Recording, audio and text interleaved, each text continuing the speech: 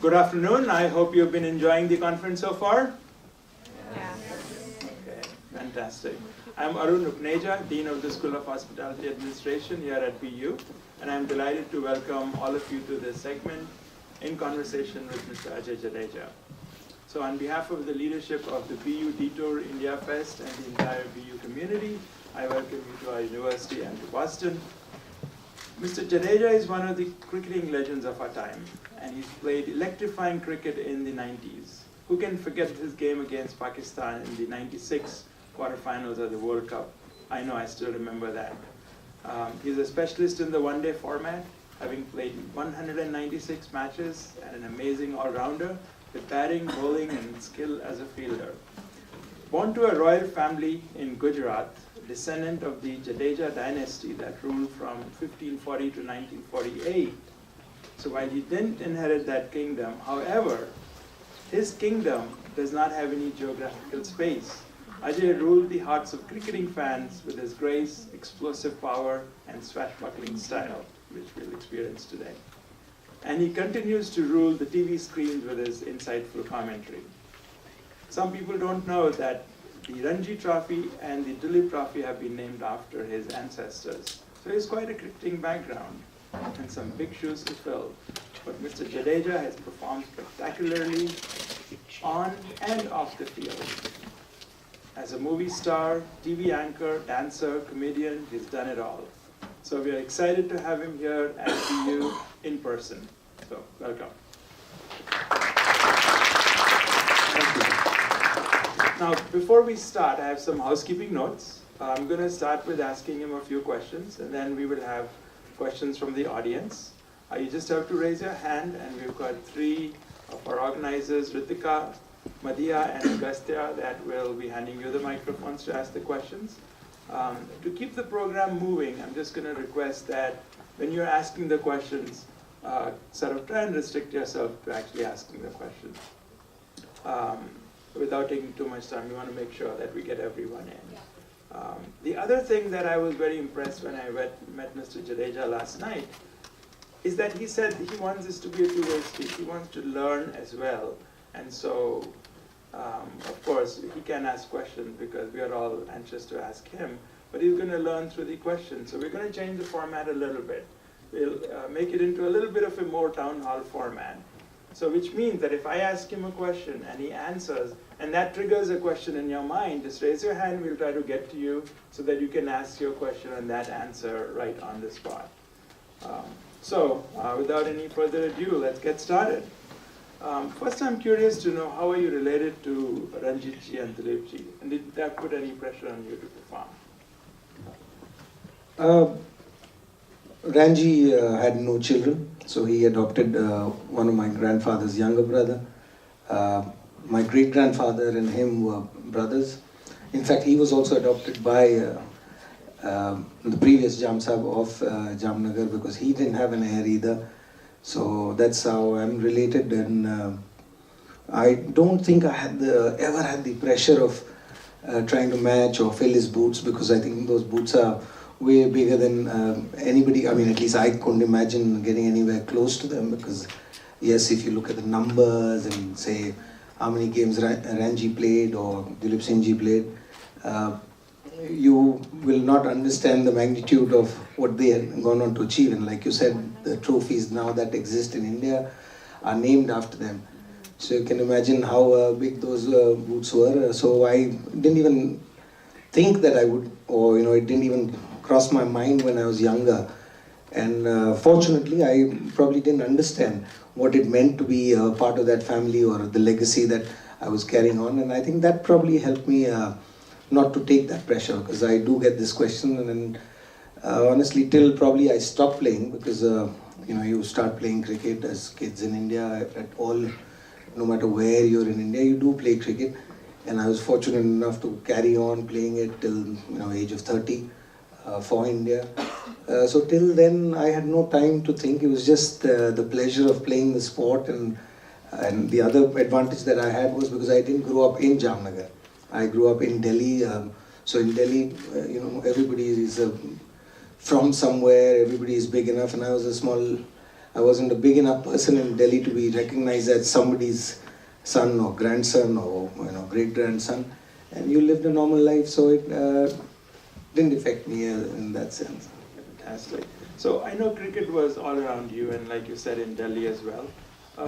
So we have the typical stereotype in India at that time. I grew up as well, and a lot of pressure to go to engineering or go to medicine. So how did you, can you walk us through how did you came into being into cricket? It will be a long story, but anybody here from the south of India? A lot of you, yeah. So you can understand, yes, my father is from where we just talked about Jamnagar, but my mother is from Kerala. So anybody who's from Kerala will understand the only dream a Keralite mother or a father has is wants to see if they have two sons, then one engineer and one doctor, or preferably both doctors. But unfortunately, my mother she's still dreaming. Maybe she's trying to get her grandchildren to do that, but never got anywhere close to academics or doctorate or engineering. I was never a good student. I've always been rebellious, I guess. I mean, it's one way of looking at it. Like I said, I grew up in Delhi. Then there was a stage when I was 7 when we went back to Jamnagar, and then my father's family all went to one particular school. It was from Ranji's time, Ajaysinhji, my grandfather, my father, a school called Rajkumar College. So this was created in the British time for all the young princes to go there so they could get educated and they would be equipped enough to interact with the British, because that's what the school system in those days were. And by the time I got there, which is in the 80s, the school was totally different. The school was still functioning the way it used to function 100 years ago, but it wasn't meant for me because I had spent some time in Delhi. So I would make a weekly trip out of the boarding school, run away at the age of 10, go back to my hometown. My parents were in Delhi because my father was a member of parliament then, so they were in Delhi. So they put me in this school hoping that I would carry on the legacy, but it was something that I never enjoyed. And now when I look back, I think most of the things that I didn't enjoy, I found a way, which is not an ideal way, and I can't recommend to people, but it was always a run away from there. So it is not recommended to anybody, but when I now look back through my life, I think it was one way of dealing with it. And my parents probably don't agree with it, my mother especially, and she being from Kerala always taught me that, if there's a problem, you have to deal with it. You can't run away from it. But if I hadn't done all the things that I've done, I probably won't be here today. I wouldn't have played cricket the way I did, because when if we get to that stage talking at what age I actually started playing cricket, because I ran from there, then they put me in another school, hoping that I would like that school in Delhi, so I didn't enjoy that either, so I would not go there. And then it was my father who was touring with a parliament team to Scindia school. And so Mr. Scindia, late Mr. Madhavrao Scindia, he used to always have this game between the parliamentarians and the school team. So my father, in his wisdom, probably thought, he doesn't like all these schools, let me take him with me. He'll have a look at the school, maybe he'll like what's happening there, we're going to play cricket. And that's where I met my coach, Mr. Gurcharan sir, who's been the force in my life, who's probably given me direction. So while we were there, the parliamentarians would always take the senior coaches from the national stadium as fielders to field, because I don't know how many of you follow cricket, because cricket has this hierarchy in the system where there's batsman and bowler, and then the fielders are the ones who are just supposed to do all the dirty work. So these coaches were traveling with us, and he happened to probably have a chat with my father and ask him, what is this young kid doing? The schools are on, why is he here? So he probably shared his experience of his son, saying that he never sticks to a school, he doesn't like going to school, he keeps running away. And so while the game was on, he was sitting next to me and says to me, next time you run away from school, come to National Stadium. We play cricket there all day. So actually that's where it all started in the sense. And so you look at this man, you're this 12, 13-year-old rebellious child who doesn't like going to school, doesn't like a formatted system, always likes to do whatever he likes to do, and then you have this man who says to you, when you run away from there, come here, we play cricket. So I think that changed everything in my life, because then I looked at this coach of mine. I mean, now I say coach, but I looked at this man and I said, this is the man that probably is going to change my life. I mean, because till then, you only met people who say, no, you can't do this, you can't do that, this is wrong, this is wrong. But here was this man who said to me, okay, when you do that wrong thing, come over and we'll play a game called cricket, and we play that all day. And I think that really changed everything. That's how I started playing that. Fantastic. Now, this is happening at a school level. You guys are at a university, so I hope you're not getting any less, sort of ideas from here. And I don't know what you're talking about. A mother from the south. I've got two boys, and one is going to med school, the other one going to engineering. Nothing wrong with that. It's just that different people, then there are many ways to live life. So one thing I was, again, very excited, and you just started alluding to this, is that there is some sort of hierarchy, some stereotypes in cricket in terms of who is a batsman, who is a wicket keeper. Can you expand on that, what you told me last night? Very exciting. First time I heard a concept like that. No, I always feel that. I think cricket, or any sport, and everybody enjoys a different sport. With cricket, I've always felt, even if you look into the history of the game, where it started, it was mostly the British sport. Wherever the British went, they shared the sport with everybody else all over cricket is only played in the colonies, wherever the English ruled. And now, of course, it's expanding. But it was always about, there was a boss in the team, which is the captain, like in every other part of life. Then the senior most people or the elite people are always the batsmen. And there's a practical reason to it as well, because when you play a sport like cricket, with the only two bats that come with the team, now maybe things have changed. It's the most expensive equipment in that sport. It is a breakable equipment because it's made out of wood. So only the elite could afford it. So if you wanted to practice a skill, you need to have the equipment. So if you don't have the equipment, you'd probably not be good at it. So I always feel that the elite always would bat. The bowlers were always the hard-working labor, because you give pleasure to the batsman. It's only when you get him out is where you have that little victory. But otherwise, the batsman is enjoying the sport a lot more. So that was the labor part. And then, of course, the fielders who don't have any skills. Neither do they bat, neither do they bowl. And in that introduction, he missed out. Fielding was only forte I had. So you can imagine. So that's how the whole system works. And the good part of cricket is that I think we can accommodate anybody. You try and play football, right? I mean, soccer, which is in India, and I don't know much about the American football, but soccer, you got to run. If you can't run, you can't be part of the team. I mean, at the most, you can have one guy who's the goalkeeper who probably doesn't run, but everybody else can only contribute when they can all be athletes. So whereas with cricket, we don't need everybody to be a great athlete. You can be a strategist. You could be standing at first slip and leading that team and get the others to work around you. You could be a spin bowler and entice the batsman and get him out. If you're a young man and a strong man, or like my friend from Punjab, and that's why if you go back in history, all the fast bowlers were Punjabis, because you need raw strength, you need to have the courage to, come in and bowl day in and day out. So I feel, and that's probably the reason why we have cricket as a popular sport in India, because there is nobody who's left out of the team. And in England, where it started, and I'm seeing that trend now coming to India, even the ladies were part of it, because the tea time was a very important time in England when you played cricket, and the ladies looked after the tea. The scoring was done by the ladies, and it was always a family sport. So there was nobody who's left in the society who can't be part of that day. And unless you have a sport, wherever you are, if it's not a family affair, that sport, I feel, never flourishes. So unless you make it into a family affair, it doesn't. So and I think cricket allows that. And that is probably one of the main reasons where cricket is today in India or around the world. Fantastic. Now, I'm very interested in this whole concept. you've described the Indian society in pretty much detail, encapsulated in, in the game of cricket. You have the caste system, you have the resources, the haves, the have not, everyone is accommodated. This is amazing.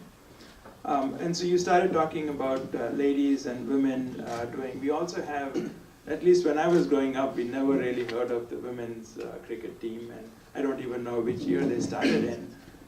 But it obviously doesn't get as much attention, adulation in India as the men's team. So why do you think that is? I think it's got to do with our society. I mean, it's not the sport, because cricket, if anybody's followed the history of this game, it was played underarm, till 1800 and 1886 or 1876, I'm not sure about the date. The overarm bowling came about because the lady who was playing cricket in England, she had, what would you call them, big frocks? The gowns. So she was wearing this gown and she couldn't bowl underarm. That arm won't go straight, and she bowled overarm. And that's how the modern day cricket, or the cricket that we all know, started thanks to a lady again there. So the overall bowling came about. The reason why in India it's not as popular is not just with cricket, but anybody who's followed India would realize, we have a leader here now, and a lady who's doing wonders. Not just her, but a lot of ladies in India have changed that. But in the past it wasn't the case. I mean, at least the families that I come from, which is unfortunate now when you look back, but ladies weren't even sharing the dining table with the men. They would have a janana in another place. Ladies were generally not allowed to go out in public display, or so where can you expect the ladies? And so men have had this advantage at least over 100 years. When cricket, early 1900s, since then we've been playing cricket in India. So the men were always part of the outdoors in life, or they were playing sport, and unfortunately that's what history tells us, that they weren't allowed to live that life. So how do you expect them to be very good at it, or the sport getting popular? But all credit to the ladies, because it isn't I don't know how many years since things have changed. Not many years, but here we have an Indian cricket team. The girls have won the World Cup. And at the moment, they are more popular than the boys back home. I can tell you that. And the marketing teams also think that way, because now you see more ads. Or we heard Mr. Mehra this morning talk about how advertisement shows you what is happening in the society and what is required. So you see more Indian women cricketers doing promotions for different products, or whether it's products, or even I think they're doing a better job. They're doing promotion for better causes, I would say. They're doing much better as giving back to the society, or they're doing service to the society, unlike all of us who only advertise Close Up and Pepsi and all the things that we shouldn't have been advertising, but we all make mistakes and learn. Fantastic. So before I move on more into stereotyping, I had just one question which has been sort of on my mind for a long time. In India, the captain is the king of the team, and pretty much most decisions, and we just saw in the recent past, actually captain is the one who had the biggest say in selection of the coach as well, which was quite surprising to us here in the West. Here, most of the games are controlled by the coach. So why is it that in India it is, or in the cricketing world, it is the captain who is the king, and in the West it is the coaches? And do you think it will be better to have the coaches have more of a say in how the game is going to be played? I think we are getting there. Yes, in the past, yes, you're absolutely right. Captain was the king. In fact, the first Indian cricket team had a king as a captain. It was Maharaja Porbandar who was appointed the captain. So it worked like that. It's a British sport. Don't forget that. I mean, it was started by the British. So and like I said, there's an impact.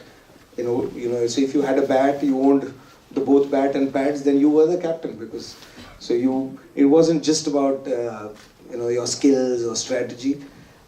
And captains also, I mean, when I see from my age, ever since I can remember, I think captains of Indian teams were also like probably the president. I don't know how it works here, but president in India is the head of your country, but he actually doesn't take any decisions. It is the people who appoint you as captain is the person who's always the boss. So Indian cricket, the bosses I always feel have been the BCCI or people who are ruling the BCCI, because and I don't think it's a wrong thing, or I mean it is, you can look at it negatively as well, but I feel they're the ones who are appointing you. They believe, say, if you appointed me as a captain of a team, I'm only the captain of the team because you appointed me. So it is my duty as well to actually execute what you would want me to do or how you want me to take the team forward. And that's how it used to be. Things are changing, like you said. Yes, it is becoming a coach's game now. More than coach, I like to use the word manager, because coach is somebody who you look up to as a guru or as a teacher, and that's how we, at least in India, or when I grew up, we looked at a coach as a guru and not somebody who was just giving you a contract and it's a job that you're doing for them. You have a guru or a coach, and he's a coach for life. You might go further, you might end up playing more cricket than him, or you may learn and go further than them, but he'll still remain your guru and coach. Whereas now, with the modern day cricket changing, one of the biggest changes I feel has been that when you played cricket, you always represented a side.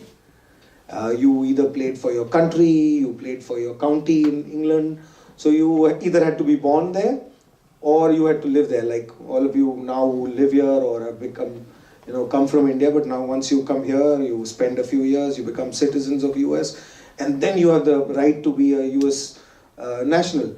So like in cricket, that's how it used to be. All the teams were that you represented where you were from. And what has happened now with IPL and the club system that's coming, which is the same with other sports.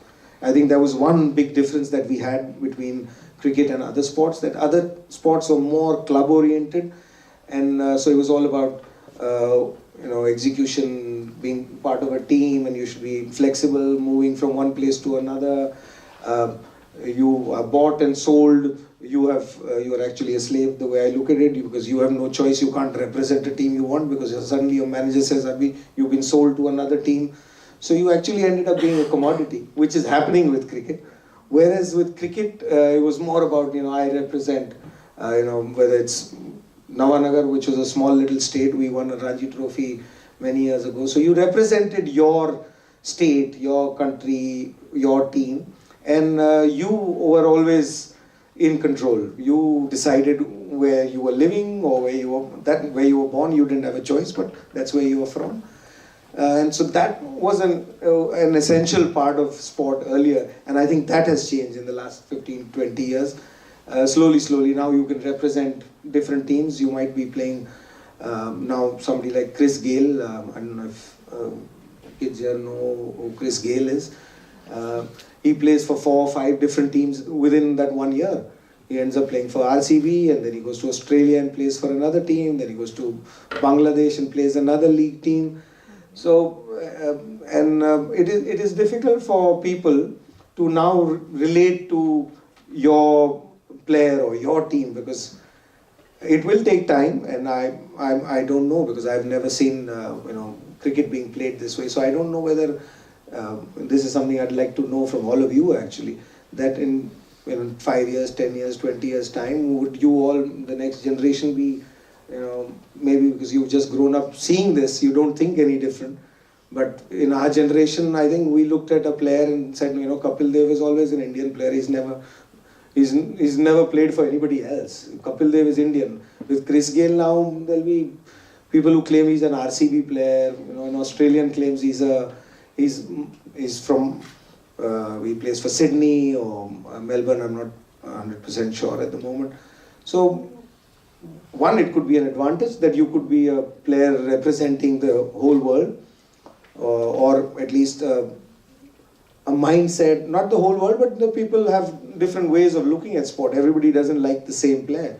Somebody likes a different style of play. So it will show me what the future holds, because what you saw in the game or what you got out of the game is definitely changing, but it'll be up to the viewers or the fans or the next generation to let us know that, you know, what did they prefer? Did they prefer a style of play, or did they prefer the emotion part of it, saying that, oh, this player is from my team. So say a young man here who's talking to a friend from France or Germany or somewhere, and you were talking about, say, somebody who came here and talked today, say, oh, he's from India, which will not be the case in 20 years' time. You'll have somebody here talking about the same sport, and you know, maybe you'll say, oh, you know, he represents Sydney Warriors, but I love watching him.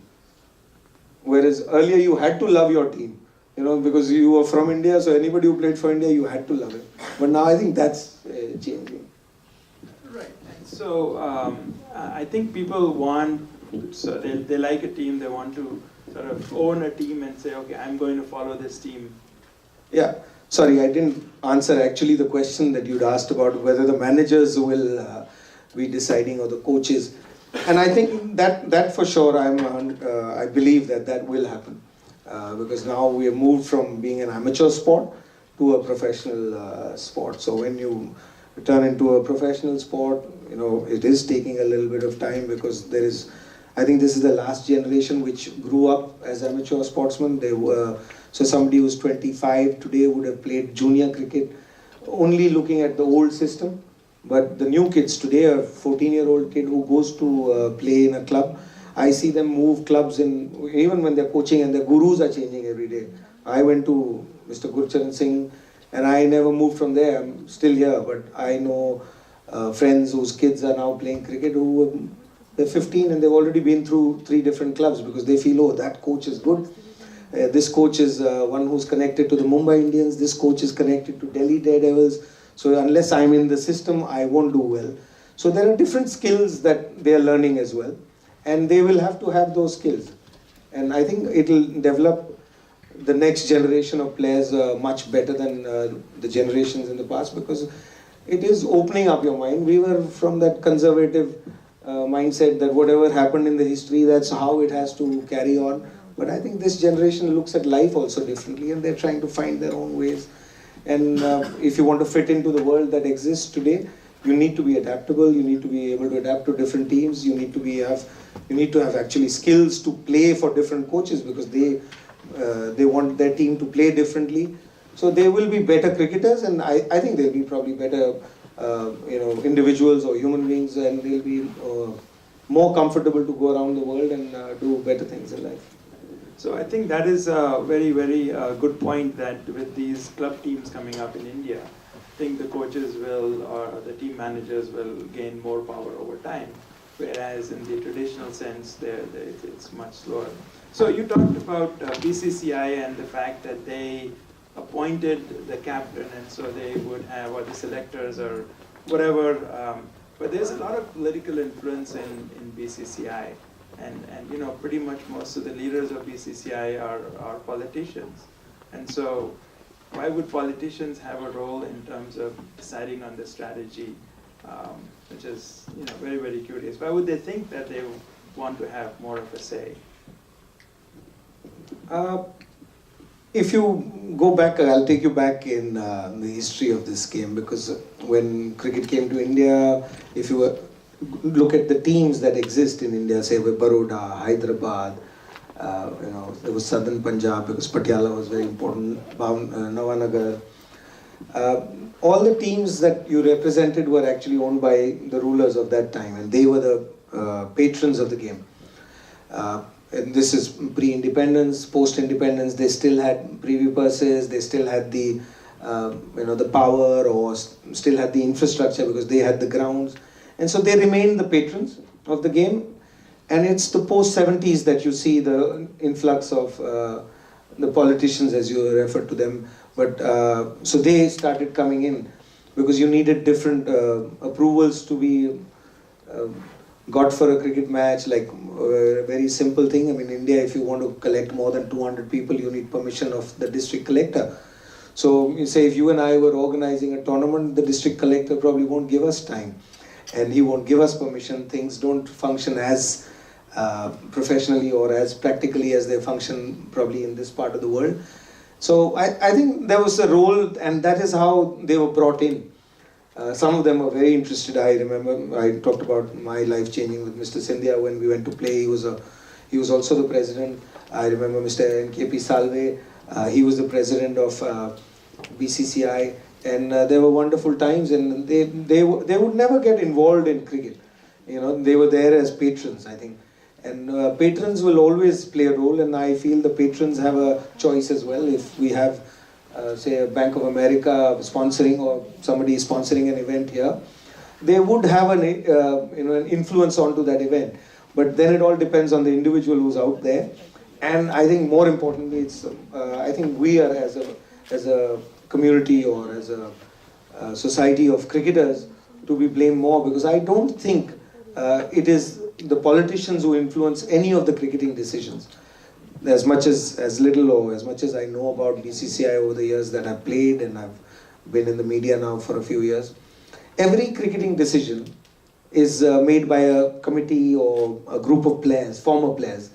And so if one of us is ready to, listen to a sponsor or listen to a patron and do what we don't think is right, I think we're equally to be blamed as well. And that is also changing now with the politicians, getting out of the sport, because a lot of them feel, it's not good to be around this sport, because instead of getting a good name, and you actually get blamed for anything that goes wrong in the BCCI, and it affects their careers, because cricket is a popular sport. It gets publicized a lot more. So instead of getting credit for it, they actually get a lot of discredit for it. I see a lot of politicians actually moving away from the game. But you will always have somebody. You'll always have a patron. And, unless the corporates come in. And when the corporates come in, you'll have a different attitudes towards looking at it. And I think that is in the process. So, but it is, ever since I have read about it or heard about it, the patrons of the game have always been the leaders of the society of that period. So whether it was the old royal families, or whether it's the bureaucrats, there are a lot of bureaucrats who are also part of it. Now the politicians have come in, and the latest we have is, the judiciary is taken over. So everywhere now you have is, all the former judges and retired judges are running most of these organizations, whether it's Delhi District Cricket Association or BCCI. So, you'll have somebody, and I just hope whoever is there, and that's how I look at things. I think it's about that individual person who's there. If he's there as an interested party with the sport, if he or she, whoever, is interested in the whole betterment of the sport, if they're going to be around the sport even after 20 years, like with our own children, now I have kids, so then you would make sure that the decisions you're making are eventually going to be good for the sport. But if you're around here for only a couple of years, you've been appointed or delegated and given a job, okay, can you look after this BCCI or any state association for 2 years? Can you do me this favor? Or you are very good at management, run this for us 2 years. What you would end up doing is run it for those 2 years and run it as well as you can with best of intentions, I'm not saying. But you're not going to look at what's going to happen 10 years from now, 20 years from now.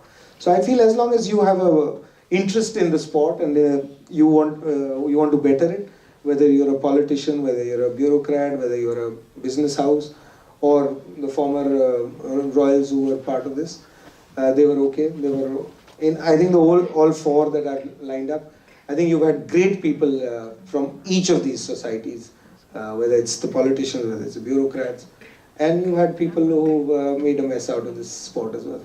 Yes, so the best comment I heard from you is that politicians are moving out of managing cricket. So that can only be a good thing, I think.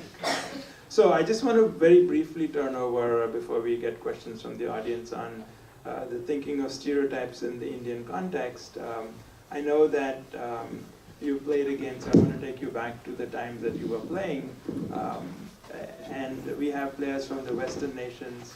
They're coming and playing in India, and they pick up on the vestiges of our colonial heritage when they visit India, when they go and interact with people, with the audiences, with any kind of managers or any kind of people that they're did that interactions, obviously it causes them to view Indians in a particular way, did that cause any friction, or how did that impact the relationship with the Indian players? When they're visiting India and they're playing and they're getting this adulation and admiration from the populace. In the past, I think things were different. I mean, there are these great stories from the past. Geoffrey Boycott, one of the most famous cricketers from England, or Shane Warne, when he came first time to India, we thought, India was the worst place in the world. He carried his own, tins of baked beans, and nothing about India was right. Because India didn't offer them anything more than the love and affection of the people. Like you said, we always had the numbers of people, and they always came to cricket grounds. They loved their sport. They would give them enough love and affection, but there wasn't any financial benefits of coming to India. So in the past, there are some of the great players. I mean, I would not like to probably take names, the greatest fast bowlers of all time, who've never played a test match in India, or who've never toured India. So that is how they looked at India, because they could always play back home. But now, since the IPL has come about, there's a whole turnaround. Same Shane Warne loves India. Somebody has named his daughter named after India. So the same people love India, and India hasn't changed. Let me tell you, I've just come from Delhi a couple of days ago. The smog, which was there 30 years ago, is still there. I don't know, because politicians need to move from there as well, I guess, because if they're not managing that well. So I don't think, yes, India has changed. We've got, many things have got better, but something happened 10 years ago called IPL, and suddenly everybody's outlook towards India changed, at least with cricket. I mean, I only understand the game. So that has changed, and that you can see that change in the Indian cricket team as well. In the past, I mean, I've been part of that team as well. So when we toured abroad, or we went to England, or Australia, we weren't great tourists. We didn't play well. A lot of our teammates were probably not even comfortable with the food there because of practical reasons as well. And so we weren't great travelers when we toured England, especially. I think there was always that feel, and that the English, because ruled for 200 years, and it's not going to go away overnight. So fortunately, our teams in the past, 71 Vadekar sir's team beat them there once, and then you came back, and then you got thrashed. And then, Kapil Dev won that World Cup in '83. That changed a lot of things. You started believing, our generation started believing better, and then you had Tendulkar come, and Dravid, and Ganguly, and now Dhoni, and now the whole thing is turned around. And I think now somebody like Virat Kohli, who's leading India, probably doesn't look at, the West or Australians or English in this case particularly, and say, oh, they are superior than us, even if it's physical.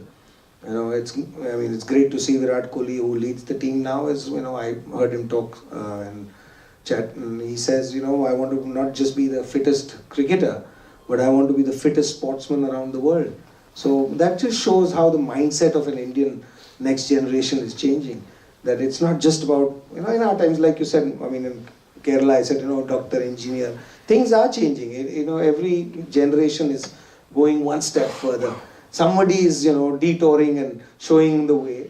And so they are moving in that direction. So that has changed. But it has taken time. And I think you see that change, but only with the leaders now, like say I'm saying Virat, but you still don't see that with every little kid who's playing sport. So, when that happens, then that would really make you happy. But for that to happen, you need people in every field of life to lead the way and show them that, this can be done. We can be better than, the English at least in this game, cricket, or we can be better than somebody else. And I think the most important, it's not that I can be better than somebody else. The whole idea should be that I am the best. I want to be the best. And I want to show the way that, how we Indians can do or live, and it's not exactly as everybody else looks at us. But in that journey, I think one thing very important to remember is that we should not leave behind the assets that have been given to us being an Indian as well. I think we are fortunate that the history and the legacy that as Indians we have. I mean, here you have a research for a couple of years or 20 years and you say, oh, this is how the world life should be lived. Whereas we are blessed and we come from a country where thousands of years researches have been done on human life, and whether it's now world is embracing yoga where we had forgotten. So we started doing TRX and all the modern day Swiss ball came about. But look at the abs in the past. You have to look at a picture of probably Shankarji and you see those abs and you see a body there. So I think we are blessed to be Indians, and I think there is enough good things about India, and it's just that we probably, I can talk for myself.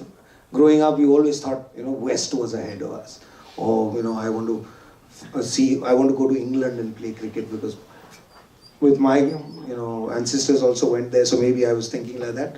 But you always thought them to be superior at that sport, right? And so we always looked at outside and thought everything best in the world was not here and it was outside. But as you see, I'm graying now and getting older, and I feel that there is enough in India that we can learn from, and I think when you take that full circle, you realize that you don't need to be better than somebody else. You just need to better yourself. Fantastic. I couldn't agree with you more. With that, I'm going to throw it open to questions from the audience. I have other unlimited questions, but I think we need to hear what everyone has to say. So I have a question. So you said that you missed out on, you were never interested in academics and study. So do you think that you missed out on learning from academics, or you had like a very extensive, like a thorough hands-on experience just learning from life? I won't know whether I missed out, because it's something that I don't know what it is, because you're fortunate, all of you who are fortunate enough to be here at this prestigious, not just college but even the city of education. So I'm not sure whether I missed out. I look at it that way, and I am a firm believer that education is something that you don't only get it at schools and colleges or only institutions. I mean, education is something that is going to be with you. You'll have to keep educating yourself, keep getting better. So it is just what medium you find. I mean, somebody finds it in music, somebody finds it in academics, and how you use it as well. I mean, you could end up being a doctor or an engineer. And I mean, that whole battle that I was talking with my mother is, it's not that engineering or becoming a doctor is good or bad. That's not the judgment I'm making. All I'm saying is, if you end up becoming an engineer and just get to do a job and execute something who's asked you to execute something, you are worse off than somebody who's not educated and is creating things. So I think all of you who are blessed to be educated and have the opportunity to get where you are, it's what you do with that then. If you use that engineering or use in the medicine science, it's not just to treat people, right? I mean, I'm sure doctors don't just end up treating people. Some doctors go on further and use that knowledge to not just better your life, but better the society, or better other people's lives as well. So, and I think for me that is education, that whatever you've been educated with, can you take it further? How many more places that you can use? And so I don't think I missed out in that way, because I was fortunate enough and to play the sport that I did, and what it allowed me is to travel a lot and make friends, because I have a 15-year-old and I keep telling her, I said, the only reason I send you to school, if it's just about lessons, we could have a teacher come home and teach you lessons one-to-one, but the reason why you need to go to school or college or university or around the world is to meet people, make friends, learn from other people's lives, because what is cooked in my house is not cooked in your house, and what's cooked in your house is not cooked in my house. I mean, unlike in America, I think all of you, probably go to the same you get the same box and open and heat it up and eat it, but that's not how I grew up. So there is education in your life. I mean, wherever you go, you can get educated as long as you keep your mind open, you accept other people and you learn from them. And I think for me that is education. So I feel I'm blessed that I am still here, and because if I just went to school and college, the marks I got, I would have never got to Boston University. Thankfully.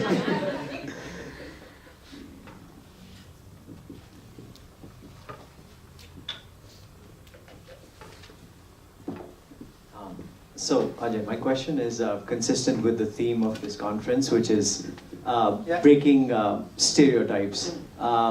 And from what I remember growing up, watching you play cricket, and you and Robin Singh at the time really did break stereotypes as to what an Indian cricketer was, in the sense of, one was your fielding, obviously, but also your style of batting. There was sort of a fearlessness to it, which is pretty common now in the modern day Indian cricketer. But did you see yourself as being, in a sense, different at that time, or now when you reflect on your career, is that something you think that you did differently? And how did that impact how you went about doing your job? As you can see, I don't think much. I just, I didn't learn to think, I guess. I think one of the things that now when I look back, I said about, I kept running away from one place to the other, where there was schools, where there was sport. So even with my batting, if you were old enough to have watched, I started my career as an opening batsman. So even when I got into the Indian team, the first 20, 30 games that I played was as an opening batsman. And there was no room there, and so you had to adapt in whatever number that you were getting. And I think I'm grateful to my parents, one, and my coach and people around me. Everybody probably taught me, or I learned from them, or the way we were taught was, you were taught how to learn. You were never given an answer. So, and I think that has helped me throughout at least my cricketing career, and post that as well, ended up doing most things that can be done in India. And that can only happen when you're ready to, try new thing. When you are taught something in a particular fashion, or a process has been put in place, so you have advantages of that. But I guess I wasn't part of that. My growing up didn't have any process systems. So that allowed me, or made me, I look at that as blessed in life, that there is nothing that I feel is unusual. So if you're stuck somewhere, then you find a way out. And we didn't think to play that way, but that's how if you had to play at number 5, 6 and 7, you had to come up with innovative shots, try and do something different. It hadn't been seen before, and why you feel that way is that the sport that it used to be was a 5-day game. Before that, most international cricket was a 5-day cricket. And in a 5-day game, you didn't need these skills. So, you didn't, it's not that the generation before us or all our seniors could not do it. Maybe it wasn't required at that stage. It wasn't needed. And, the television certainly wasn't there, so you didn't see it with them. But anybody who's played for any team or any sport over a period of time, you will see that one thing that they would have learned is to adapt to whatever situation that they're given, because the sport keeps moving, the strategies keep changing. And in those days you had to think yourself, but we weren't thinking, and I can assure you that I definitely wasn't thinking. We were just having a good time, and it was a sport.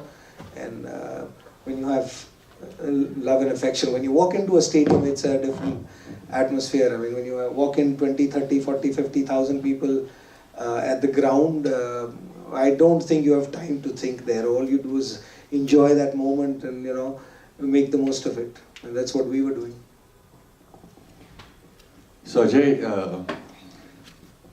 Sorry, yeah. So Ajay, as a stylish cricketer, as we know you, like a person with a lot of enthusiasm as you come on the field, and the person with a lot of life when you actually play your shots. So as a stylish cricketer, I'm repeating again, we were expecting you also to be on the film side of it, so tell us about your experience at Jhalak Dikhlaja, right? I mean, that's one of the dancing show you did, or even the cameo in Koi Poche, or tell us like how many more films we can see you in a different role than only a cricketer. Well, like I said, I made many mistakes. You know, what like I said, one thing I try and do, or I've been blessed to do, is that I've been able to enjoy the moment where I am. So when that movie, that Kale, that I did, when I look back now, I think it was a mistake. But it was great fun. It was another world that I learned a lot of things from. What I was trying to tell you, because I'll give you a very small little example. When you play a team sport, there is something that you learn about timing. You know, time means something, because if the bus has to leave at 9 in the morning, because you're playing a team sport, the bus leaves at 9. So you learn to be there at 5 to 9 or 10 to 9 and be in that bus. Whereas went into that other world, and so the call time was 6 o'clock. The first day shoot was 6 o'clock in the morning. So as usual, I was there at 5:45. When I got there, there wasn't a soul. There was just that van, that vanity van, because that's left there overnight because they don't have a parking space somewhere. The generators hadn't come. There was nobody there except for that van driver. And so I learned a simple thing like that on day one. So, it was a mistake doing that, but I would say I learned a lot of things like that. So here in the movies, if you say 6 o'clock means, the 8 o'clock is when the assistant director will come. The director will come at 9. And, people who are acting in it probably come at 11 o'clock. Because our first shot that day happened at 1:30 in the afternoon.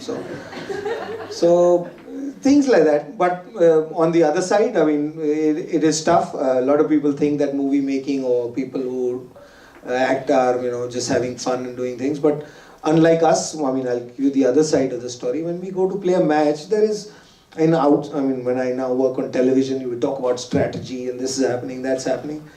And now, of course, with the computer, that is happening. But at least in our time, the only thing that was happening was where are we going tonight? Because, you get to a new city every time. But you play a match, so you're 20, 22, 24. Not all of you are. So we were worried about that evening because there was nothing to plan. Because unlike a movie where, tomorrow is this set, this is the line, this is the actors that you're going to act with, this is the clothing that you're going to wear. Whereas when you played sport, it's only after you get in or the game starts that you know how it's going to be done. You don't know whether Wasim Akram is going to bowl first ball outside the off stump or is he going to bowl short. You can plan that much, that's about it. So there are two different worlds, totally different worlds. And if you are a person who likes processes, I think that probably is a person who would enjoy making, being part of a movie making scene or not. But somebody who likes to live instinctively, I think sports field is your best friend, and try and stay away from this field where you have, where the timing is not respected. And I think that's one grudge that I have against that, because that is something that is the most important thing for all of us who played sport.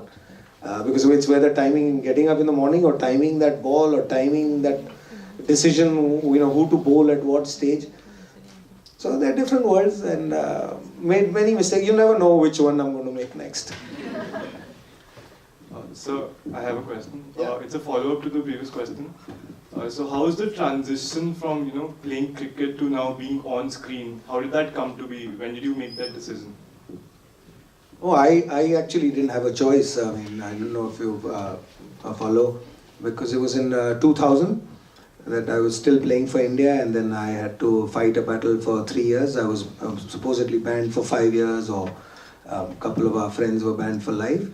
And it took me 2.5, 3 years to go through the whole process and fight in courts. And so I wasn't allowed to play cricket at BCCI. I could play cricket on my own, and cricket is nobody's game, but I couldn't play in any of the organized cricket leagues. So then that's when I made this mistake as well. Went to do the movie, the Jhalak Dikla Ja that he talked about was similar to what happens here, which is Dancing with the Stars. So I tried dancing, and I thought it was a wonderful period because who gets paid to learn to dance?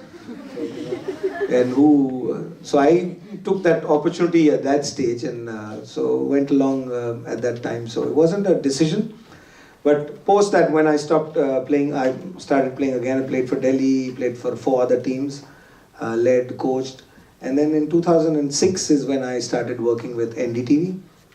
I worked with the media house for 5 years till the 2011 World Cup. So that's another world that was totally different from where I had spent all my life. So I was actually on the other side of the table, because whether you're in the cricketing world or in the movie worlds, you have the media and the press that talks about you, and how you played or how you acted. So here I was on the other side of the table. Now I had the opportunity to not play or act, but talk about the game and look at the game the way I did. And I thought that was I was blessed, and I had that opportunity as well. And that, because you play a way in a certain way, like I think the gentleman there had asked me that, I played in a certain way with Robert Singh, we changed that. So that's what you did on the field. Now that is something that you cannot repeat on a day-to-day basis. Whereas when you come out here, or you are on the television, or you're reporting about the game, now it's your style of how you look at the game. So it allows you to actually share your thoughts and beliefs and how you look at that game. So that gave me another opportunity.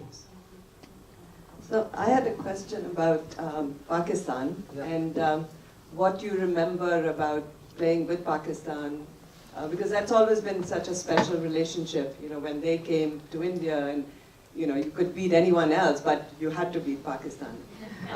And even though, it's such a close relationship, they are brothers and sisters. So can you talk a little bit about that? I think Pakistan cricket, probably fascinated me the most ever. Apart from our own history. I was fortunate to visit Pakistan in 1989 as an under-19 team from India. So we played 4 test matches, 5 side games. So we spent 2.5, 3 months in Pakistan as 18-year-old. And so we played against the Pakistan team, which had Waqar, Inzumam, Mushtaq Ahmed, Basit Ali, the same players who went on to play for Pakistan senior team. And I think when I look back now, I think probably the best friends that I made in my life around the world in cricketing circles are all from Pakistan. And that happens to be thanks to that tour, the first tour, not when I went a couple of times after playing for India as well. Because that was one period where we were all kids, right? We were representing under-19. In those days, under-19 India wasn't telecasted on television. There was no newspaper guys following us, or nobody knew anybody's faces. So we were all young kids, some from India and some from Pakistan, spoke the same language. At least if you lived in Delhi, you speak the same language. So there's more common things with the Pakistani brothers or friends than I have with my friends from Chennai, because they actually speak a different language. If you had to go out for a meal in the evening, you'd look for a Pakistani friend, because he would know where to get a nice biryani, whereas a friend from the south would say, where can we get some Tahir Sadam? So, so you got along better with them. And over our growing up years, yes, you all see us play against each other at international level, but there's life around before and in that period as well. And England was a very important center, because summer is very hot in India and in Pakistan. So all of us generally end up in England playing for some league teams. So you spend a lot of time together there. And so that is how the whole friendship bit happened. Then about beating Pakistan, like you heard the noise here, you have to beat Pakistan. How can it not work? But it's the same for them. And it's unfortunate that it's been seen that way. But it probably does bring out the best. The other thing, anybody who's played the game will understand, when you play with your elder brother, or when you're playing in the colony, to beat, say your brother's bowling to you, and when you hit him for a 6, or you get your elder brother out or younger brother out, that has a different charm to it, or there's a different maza, okay, to beat your own brother. So I look at India-Pakistan like that. I don't look at India-Pakistan as, you have to beat that guy. You have to beat this guy, because that's the most pleasurable victories for them and for us is that, because, at the end you're still going to hang out in the evening together. So when you get your elder brother out, bowl him out, you've got next 5 days to brag at home, no? Because you see him every day. So I look at India-Pakistan cricket also like that, and I hope we can look at life like that, because we are brothers. There is no denying that. Thankfully I didn't read much of history, but I feel if you take that line out, we are still there. We were all part of the same continent, or if you don't count it as country, we speak the same language. There is more common with people across the border than probably at the other side of India. And so it is unfortunate the way it has been looked at. But if you ask me, that's how it is. I love beating them, but for different reasons. Well, I just also want to say thank you so much for such a wonderful way of expressing your emotions, and you're a great ambassador, not only for cricket, but also for the country. Thank you. Thank you. So unfortunately, we can't take any more questions. Thank you, Mr. Neja, and thank you, Mr. Jadeja, for your insights. There will be no break, so stick in your seats, and we'll be starting the next segment very shortly. So thank you. So before we go, I just wanted to make 2 small comments. One is for Mr. Ajay Jadeja. I hope that next time you come and stay for a little longer, so we can show you what we eat at home, that most of us don't eat boxes and microwave.